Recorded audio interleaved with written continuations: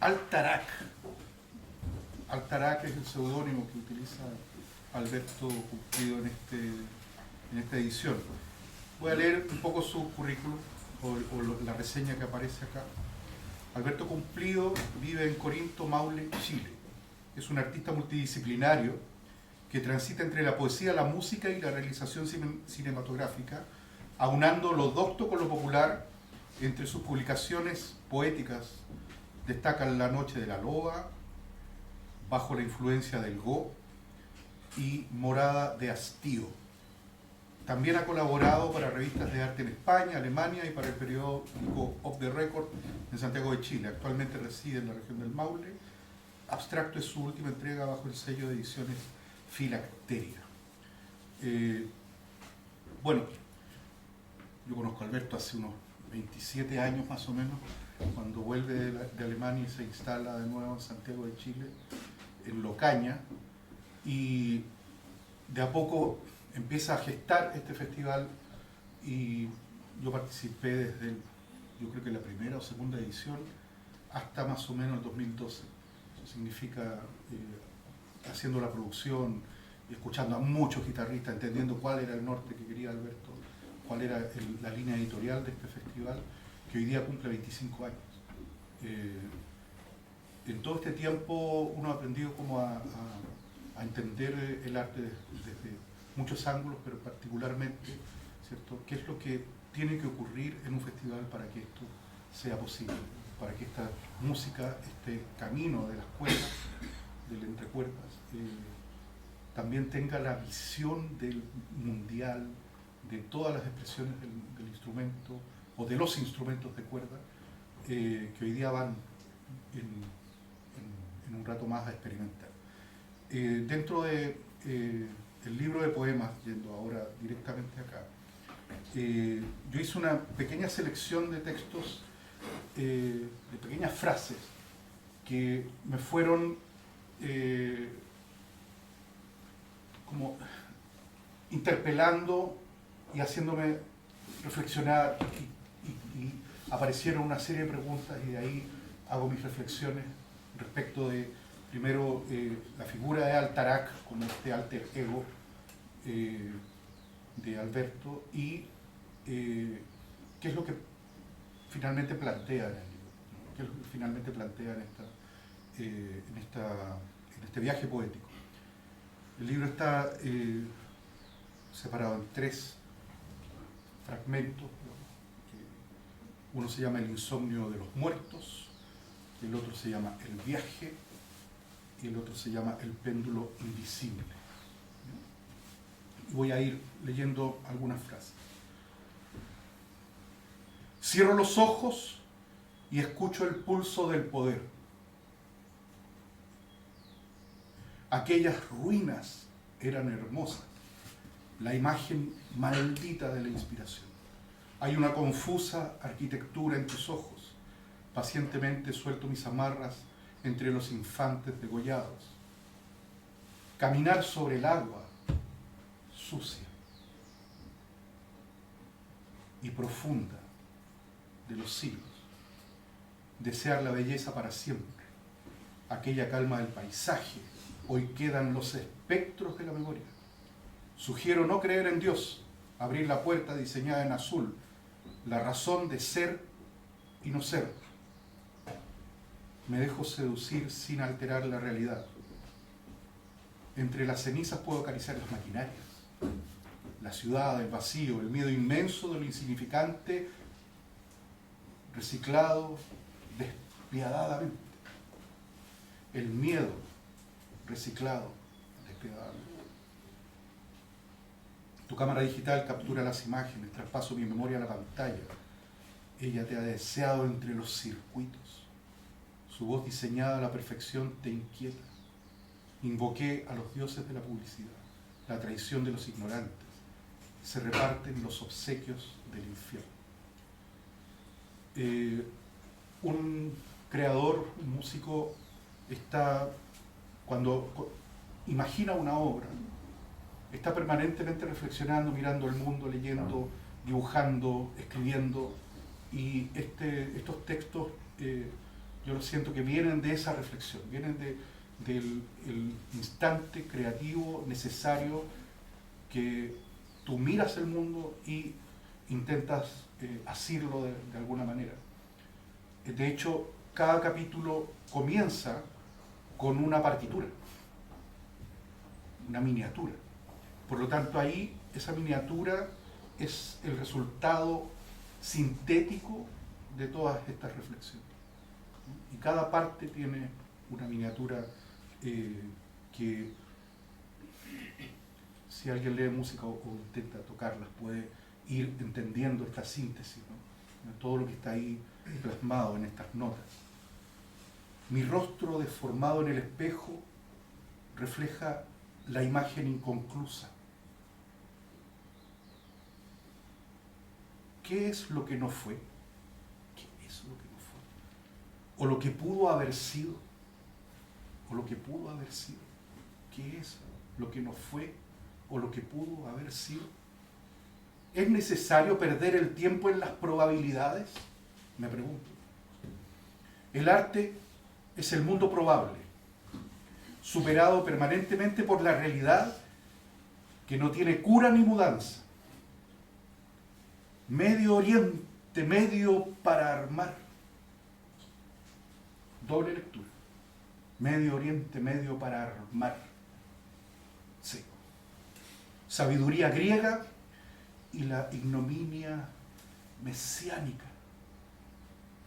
Otra forma de ignorancia sublime y cruelmente caótica. El espejo de la propia muerte irremediable. Sentirse aún tan extranjero del tiempo. ¿Dónde culmina la tragedia? ¿Cuál es su final? ¿Qué pretende el relator en esta historia? Una paradoja. Entrar en el origen confuso de la creación y su consecuencia difusa en los ecos de los truenos. El cielo antiguo. ¿Existe eso? ¿O es el mismo cielo coloreado por los hitos temporales de la historia? Volver, ¿de eso se trata? Cuando ya dijiste que no hay vuelta atrás.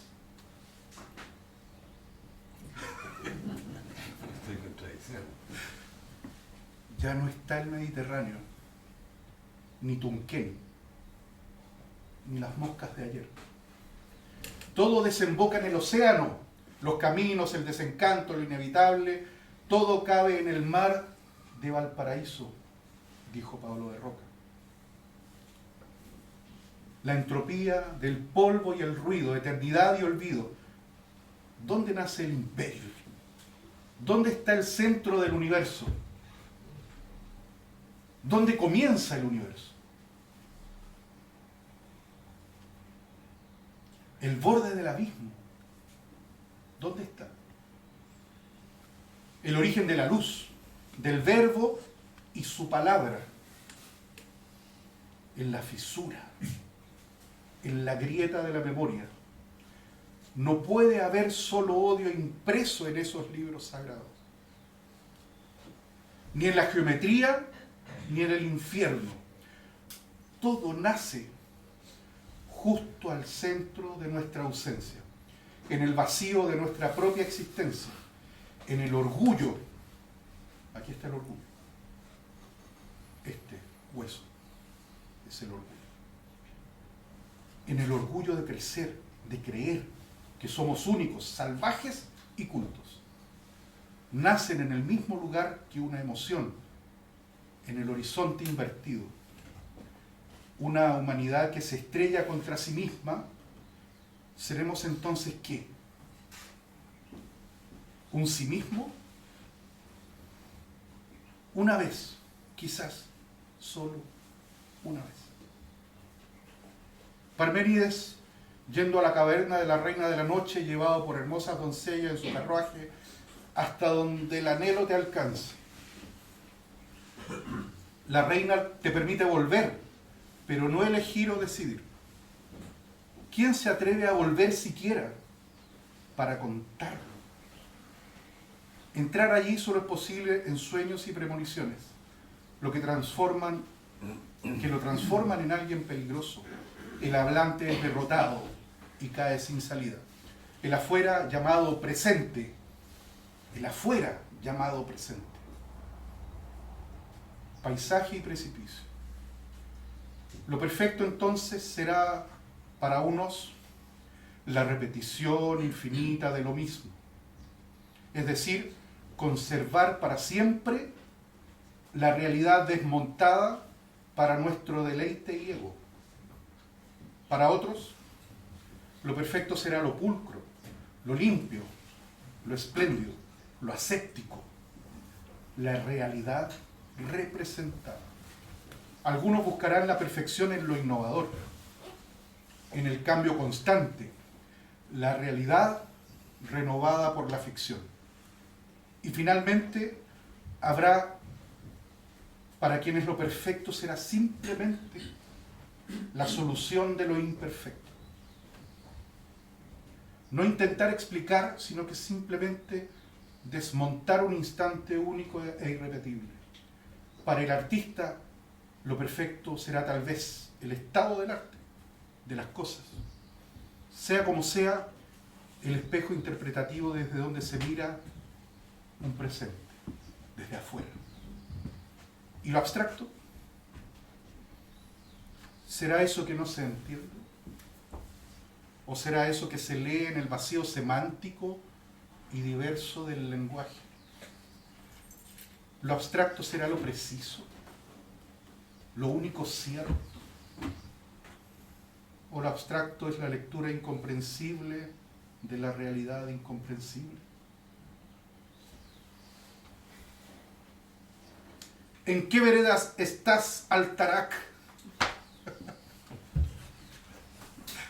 Mirando el mundo, viendo esta aporía, esta contradicción paradójica sostenida, para esta visión personal de un mundo distópico sin vuelta atrás.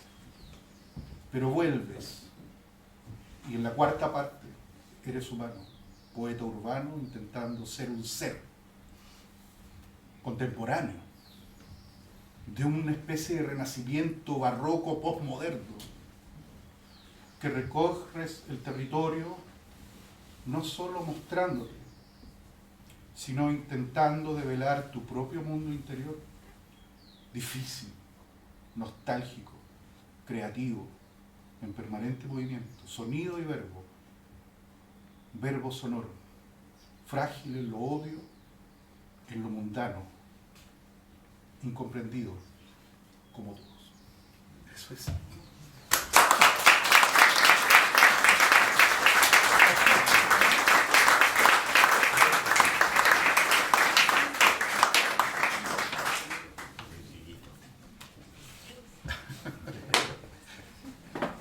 David, te toca.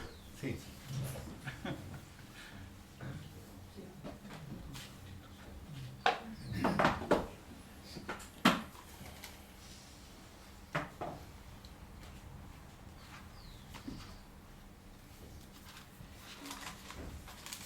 Tengo mis notas. Ya no he hecho un texto. Yo me voy a dedicar a hacerles un poco un comentario más coloquial, no tan poético como el gran comentario de... Él es el poeta. Y yo soy el poeta y yo quiero hacer un comentario más coloquial que vaya referido a presentarles, introducirles, hacerles como cuando te cuentan una película, te hacen el spoiler del libro para que veamos si lo pueden comprar, está expuesto allá. Voy a hacer un spoiler y desde mi mirada de poeta y la lectura que puede hacer cualquier persona les voy a comentar el libro, ¿no? Como ven ustedes, el libro de Altarac, ya no vamos a hablar de Alberto Cumplido, no voy a hablar del poeta, voy a hablar del objeto que estamos presentando ahora, exactamente del libro, ¿no? El libro se llama Abstracto, que ya el título creo que nos puede dar a hablar toda la tarde aquí, ¿no? Yo entendí el título no desde el poeta, traté de liberarme, lo conozco muchos años, Alberto ya, muy buen amigo, y traté de liberarme de esa mediatización para poder ver el libro como ustedes podrían verlo, como podría verlo cualquier persona, ¿no? Entonces, pienso que el libro es un libro romántico, ¿no? Un libro que aunque parezca distópico como aquí el texto de nuestro amigo lo presentó, no lo veo tan difícil de leer en esa abstracción, ¿no? Dice, lo abstracto puede llegar a ser la exclusión del sujeto de la realidad, la no realidad posiblemente, ¿no?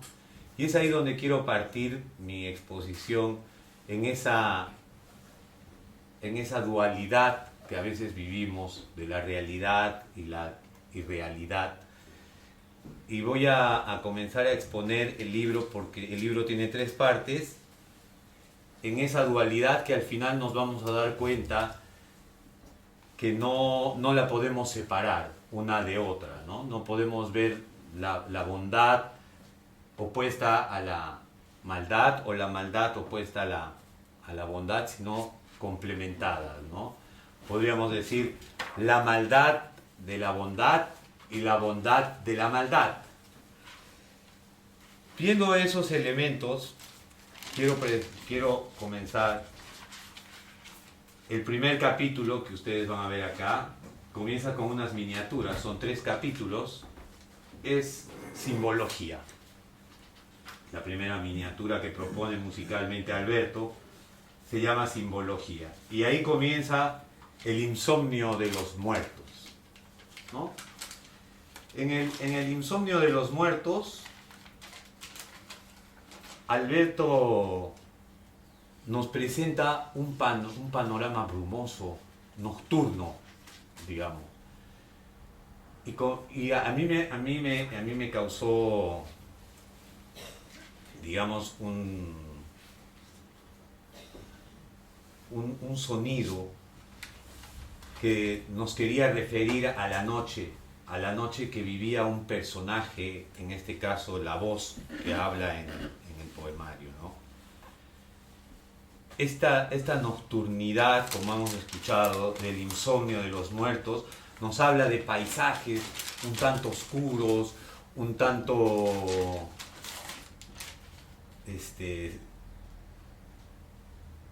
irreales.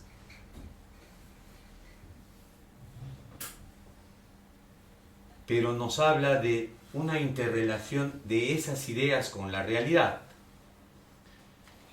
Este capítulo simbología, sabemos que la simbología es el estudio de los himnos, y en el insomnio de los muertos nos habla de una huella psíquica que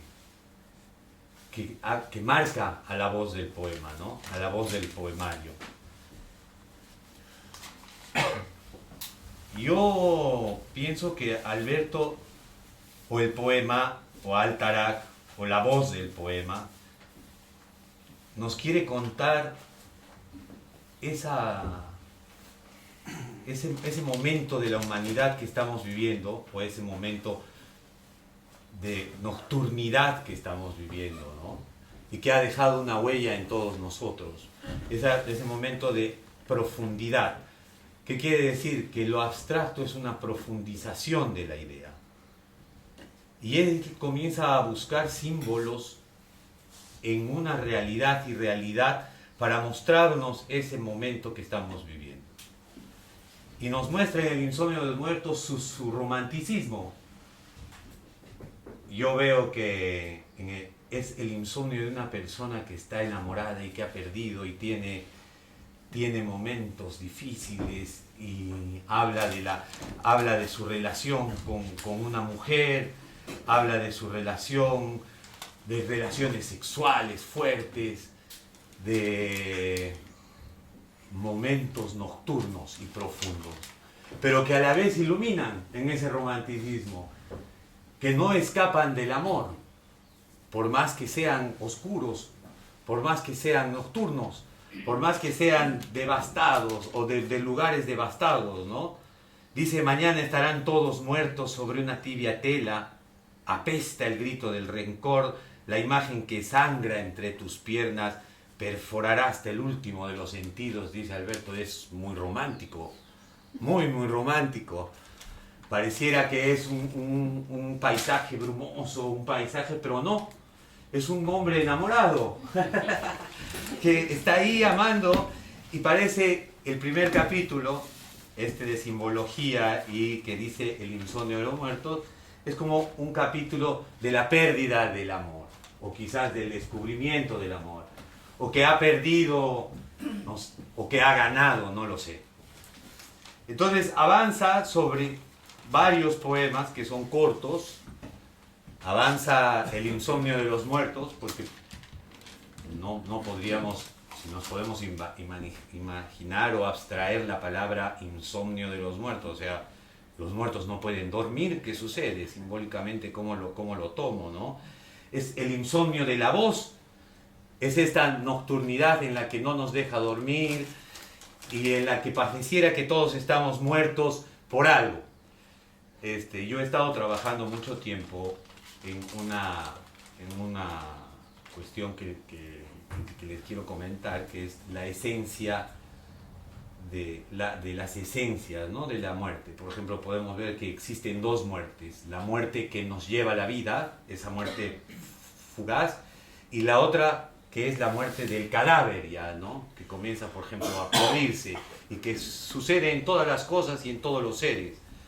Entonces, este insomnio es este momento justo en el que Alberto comienza, que lo pone como marco en este primer capítulo, de la muerte, no esa muerte que se lleva a la vida, sino ese cuerpo que queda y que comienza pero que a la vez ese cuerpo produce vida.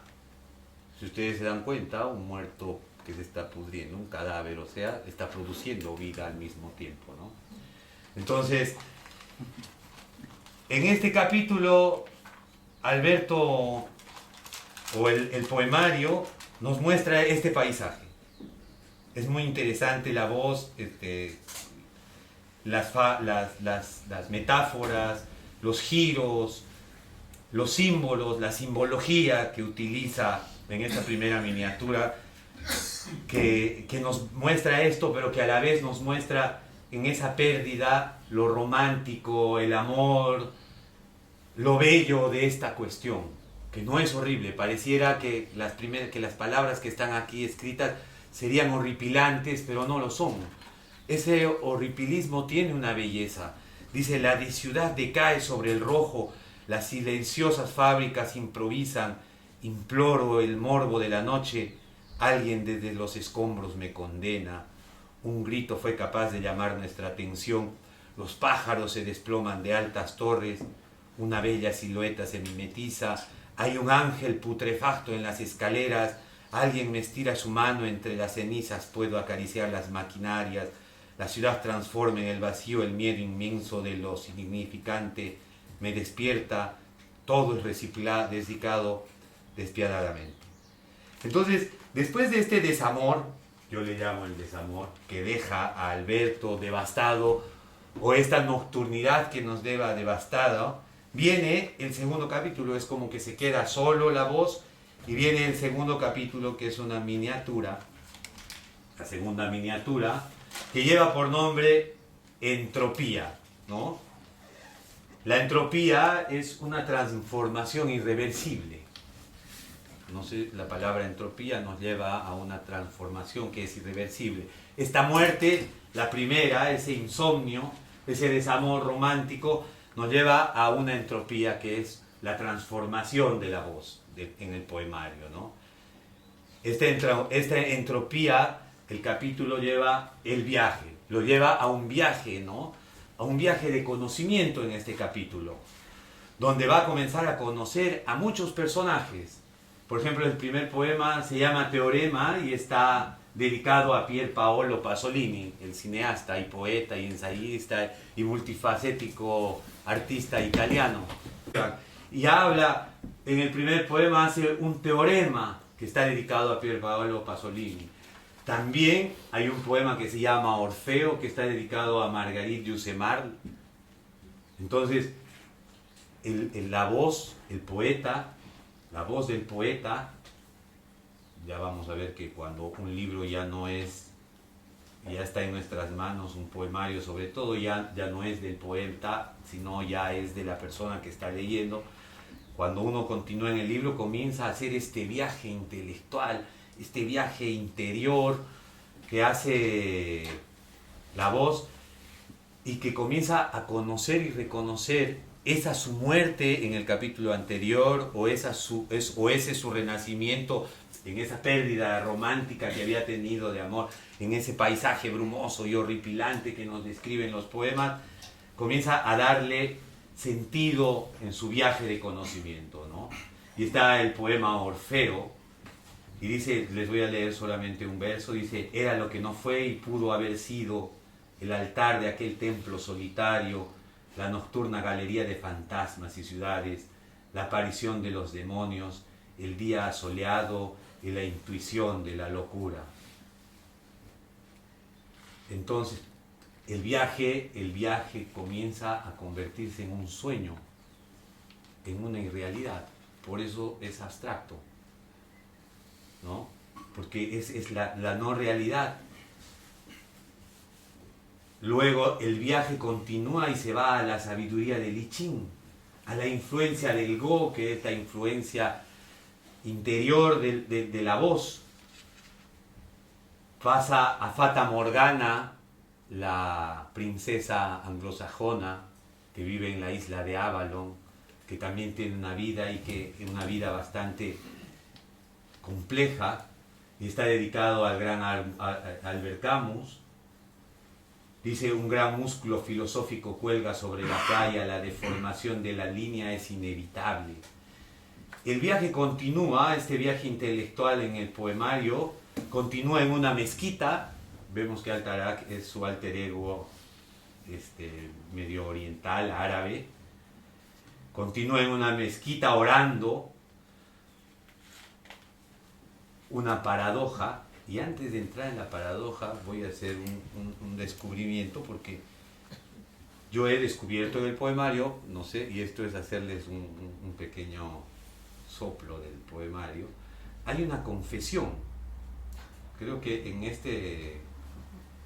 este Orfeo pareciera que la voz es gay o homosexual posiblemente, y se confiesa, sí, y dice: es lo que no fue y pudo haber sido, es el altar de aquel templo solitario, la nocturna galería de fantasmas y ciudades, la aparición de los demonios, el día soleado, es como un alter ego gay en ese viaje que está pasando, ¿no? Y luego, en ese su conocimiento, en ese su viaje de conocimiento, la voz poética llega a una paradoja, y está dedicada a Heráclito. Heráclito es el filósofo que plantea, y eso lo conversábamos en el primer día de su presentación ahí en el Maule. Heráclito es el primer filósofo que nos plantea la dialéctica de las oposiciones, ¿no? Es el que plantea esta dialéctica del enfrentamiento entre el bien y el mal. Y el que hace esta partición entre el día y la noche. Entonces llega a esa paradoja el poemario y nos las plantea en ese viaje intelectual que va llevando. Luego hay un naufragio que está dedicado a Yukio Mishima, un poema que se llama El naufragio, que está dedicado a Yukio Mishima, el poeta japonés, suicida, ¿eh? Y termina, perdón, me voy a poner esto otra vez, termina atónito este viaje intelectual. Frente a la belleza, atónito frente a la belleza, restos de una duda existencial densificada por la simbología, por esa nocturnidad, por esa pérdida. Y dice: solo son restos minimalistas, una anomalía en la estructura, elementos contradictorios que no se interpretan. Y finalmente, ese viaje lo va a llevar y lo va a elevar a su tercera miniatura, a la que él ha nombrado metafísico, ¿no? esto metafísico que tiene que ver entre el ser o no ser, que tiene que ver en la causa, en el origen de una realidad, plantea un capítulo que se llama El péndulo invisible. ¿Cuál es ese péndulo invisible que nos mueve esta realidad y realidad, ¿no? La red en la que todos estamos inversos. Es eterno el polvo, las sombras de la historia, el ruido del mar, es eterno el paso de los guerreros muertos, la memoria del viento, los gritos atrapados en la caverna, los escalofriantes trazos, el gesto voluptuoso, el péndulo, y comienza el autor a plantearse, o la voz, ya no el autor, la voz del poemario comienza a plantearse la metafísica de este péndulo invisible en la que todos estamos inmersos. Ha pasado la nocturnidad, ha pasado la destrucción, que lo ha llevado a un viaje, la destrucción de amor además, romántico, que está plasmado aquí. Yo creo que nadie le ha dicho eso porque algunas gentes van a ver acá, si tú ves algunos poemarios, algunos poemas del primer capítulo, pareciera que el lenguaje te lleva a un paisaje distópico donde están los plásticos, el futuro pernicioso. Por ejemplo, acá el comentarista dice a Blade Runner, ¿no? Pero en verdad ese marco está enmarcando el amor, está enmarcando ese sentimiento, y en este viaje su transformación, con sus influencias, Yosemar, Mikio Mishima, Heráclito, todos esos que le hacen este viaje intelectual abstracto, profundo, pero en verdad que lo está llevando, acá voy a decir la dedicatoria que me entrega a mí, porque yo digo que la noche se está acabando, ¿no? Y él me pone que yo soy un poeta del sol y él un poeta de la nocturnidad. En este final de su viaje llega a la metafísica, a descubrir que existe un péndulo invisible que mueve todo. Y en esa metafísica comienza a plantearse que da lo mismo las transformaciones o no. Por ejemplo, dice, un ojo mira el fondo expuesto al sacrificio, el péndulo es invisible, la jauría lo devora desde una isla remota, el mar golpea los sentidos, desaparecemos por un momento, olfateamos la muerte, empujados por la sangre, acechamos nuestra tumba, un ojo mira al fondo y la ausencia lo conecta al abismo, agoniza el cuerpo, agoniza el imperio, las piedras ardientes petrifican la luz. ¿No? Finalmente, la metafísica es el camino o la conclusión de la voz que está planteando este texto. La cuarta miniatura final la llama cubista, ¿no? Y en este cubista hace una arte poética de movimiento. Y es muy romántico el arte poético de movimiento, que ya es un epílogo en el viaje o en la experiencia abstracta que tiene el libro, que nos remite a esa profundidad romántica. No quiero hablar del autor, a la profundidad romántica del libro. Yo lo recomiendo, si lo pueden comprar, se los recomiendo, van a tener una experiencia bastante distinta. Pareciera que es una voz dura, digamos, quizás hasta oscura, pero no lo es.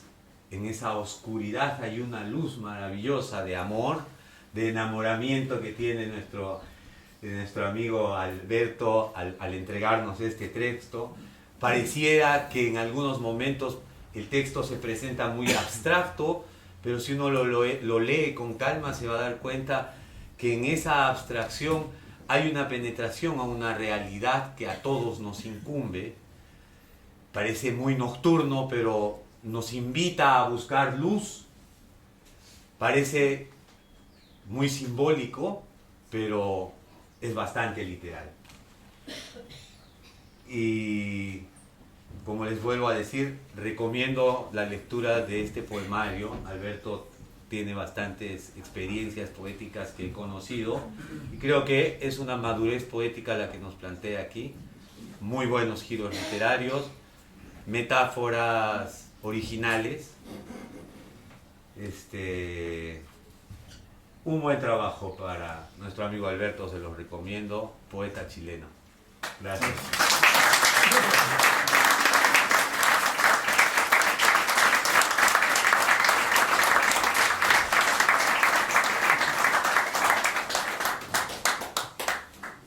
Bueno, muchas gracias.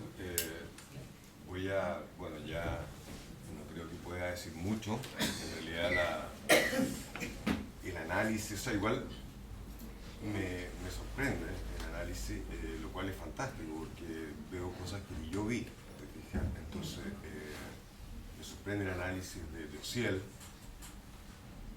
y también acá el de Peláez, porque son diferentes y los dos me conocen hace ya varios años, pero introducirse en una obra de arte, de alguna manera siempre la obra, como dice Peláez, ya no le pertenece al poeta o al músico, sino que simplemente existe.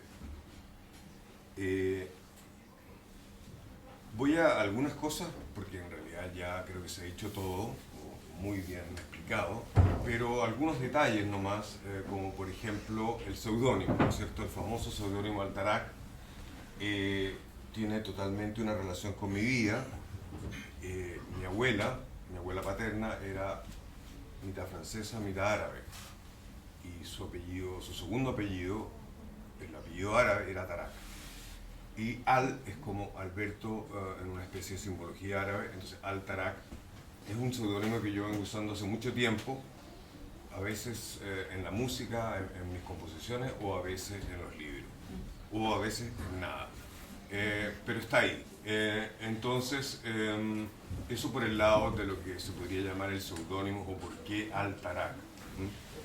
Para mí tiene una relación muy profunda porque yo estoy muy conectado al pueblo árabe.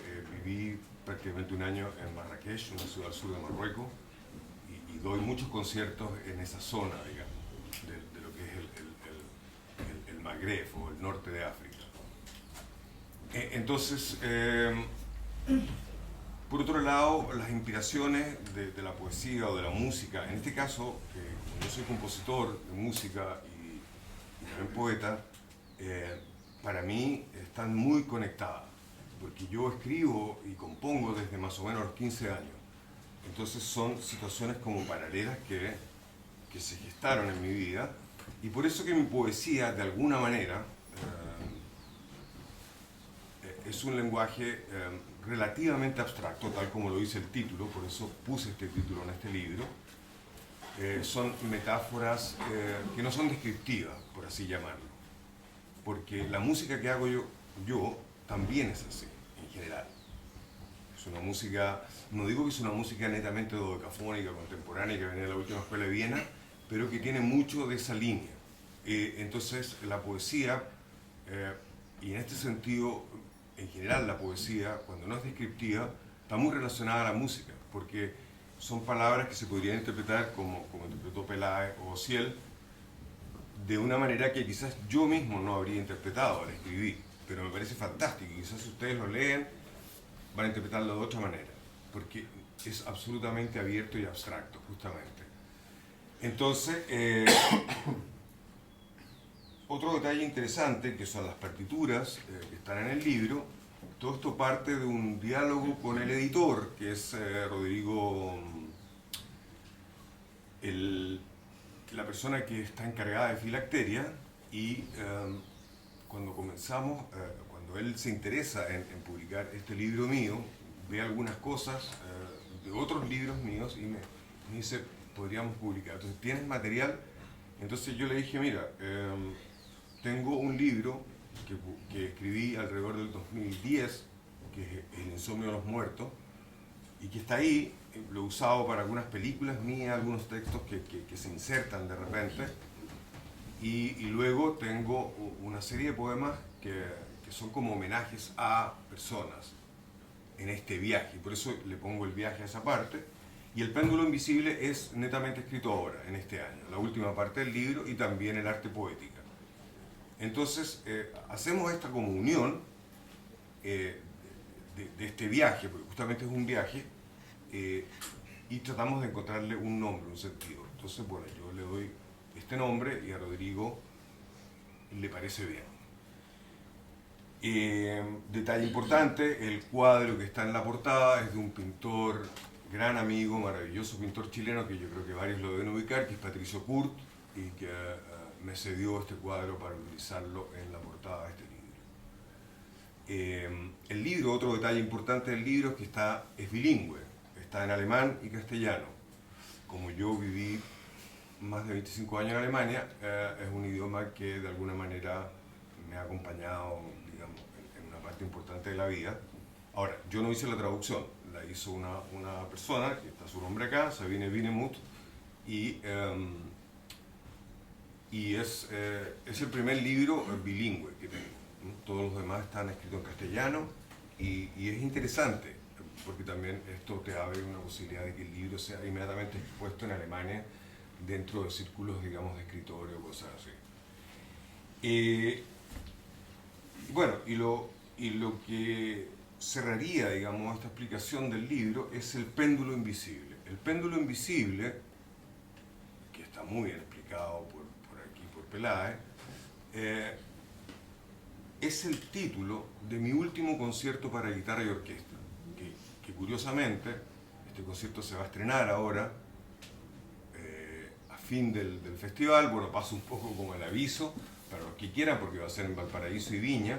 Se van a estrenar 4 conciertos para guitarra y orquesta, escritos especialmente para el Festival Entre Cuerdas. Uno lo escribió el compositor Eduardo Cáceres, el solista será Luis Orlandini. El segundo lo escribió Rafael Díaz, otro gran compositor chileno que vive en Portugal, y el solista será Ignacio Barra. Luego hay un concierto para 2 guitarras y orquesta escrito por un gran compositor chileno de guitarra, que es Javier Contreras, donde el concierto será interpretado por José Antonio Escobar y Javier Contreras. Y el concierto mío, que se llama El péndulo invisible, que será interpretado por un gran guitarrista chileno que se llama Luis Guevara. Eso todo será en la Universidad de Valparaíso y en el Palacio Vergara. Esto será como a mitad de diciembre. Bueno, ese es un poco otro tema, pero el título de ese concierto que yo escribí es El péndulo invisible. Y justamente, hablando con Eduardo Cáceres el otro día, cuando él expuso algunas obras de Linkin Tide, yo le explicaba que este concierto es un poco atípico en cuanto a la forma o a la formalidad de componer algo. Aunque la música contemporánea es totalmente atípica y no va a utilizar formas, digamos, establecidas como la música romántica o la música clásica, sino que es mucho más aleatoria, abierta, y puede pasar cualquier cosa. Pero siempre hay ciertas formas. Entonces, en este caso, este concierto tiene una primera parte, que es una parte larga, digamos, y luego tiene una coda que yo inventé, que son estas 4 miniaturas, las que tanto mencionó Peláez, ¿no es cierto?, que son simbología, metafísico, entropía y cubista. Y esas miniaturas cierran el concierto. Entonces, esa es la relación con el libro. Y es cuando con el editor yo le explicaba del concierto, de que lo estaba escribiendo y de que ya iba a estar listo, porque tenía que pasárselo al solista, a la orquesta para que estudiaran, me da esta idea de meterlas en el libro y que nos sirvan de separación de este viaje, de estos tiempos diferentes.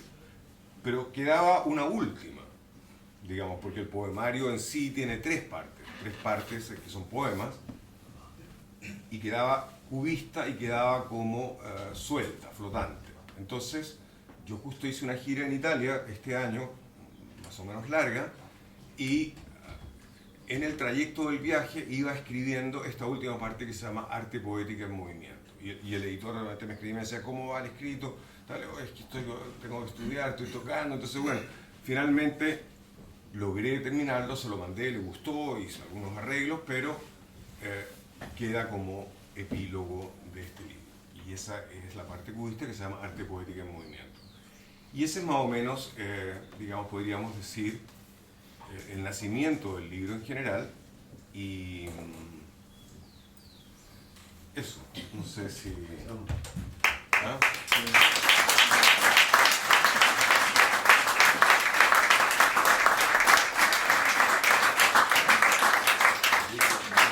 Bueno, vamos brevemente para terminar y hacer una pausa antes de los conciertos. Vamos a leer cada uno algún poema que haya elegido del libro para leerlo con ustedes. Va a partir Ociel, luego David y termino yo.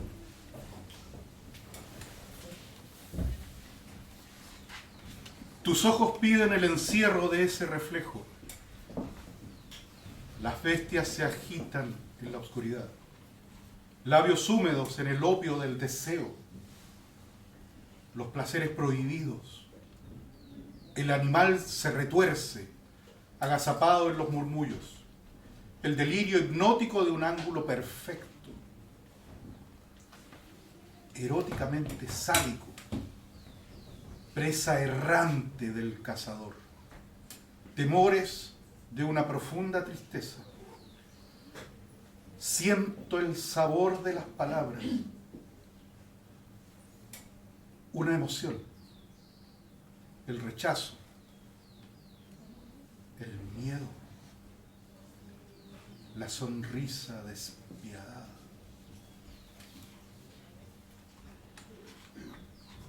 Este es Orfeo. Era lo que no fue y pudo haber sido. El altar de aquel templo solitario. La nocturna galería de fantasmas y ciudades. La aparición de los demonios. El día asoleado y la intuición de la locura. Era el olor del deseo y la boca del cazador. El destino trazado por arqueros infalibles. El ángel de mis hijos, Orfeo y el silencio del universo, el miedo y los hombres olvidados. Era el espejismo sagrado del desierto, la voz eterna del Islam, el amanecer milenario contemplando las mezquitas, el destierro y la inmadurez, los ciclos de la historia. Eran los viajes y el vacío del olvido, la tragedia de los argonautas, la fragancia de los desesperados, los días enormes de la soledad, el riego y la transformación del lenguaje.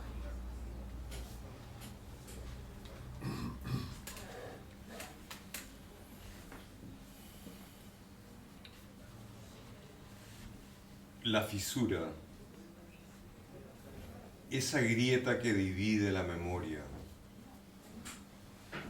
la carencia del aire que estrangula, el odio impreso en los libros sagrados,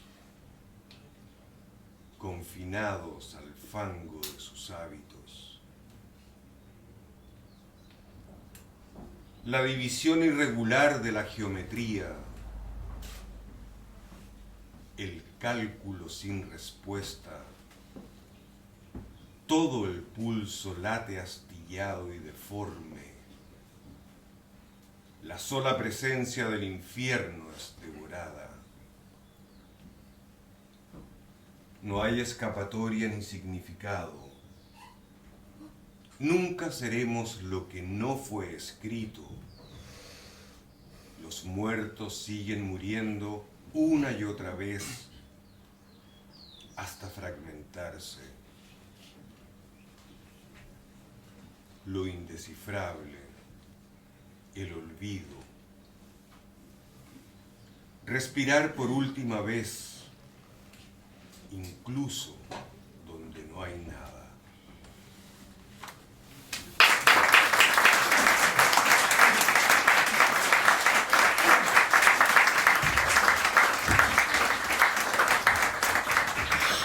Bueno, hay libros atrás.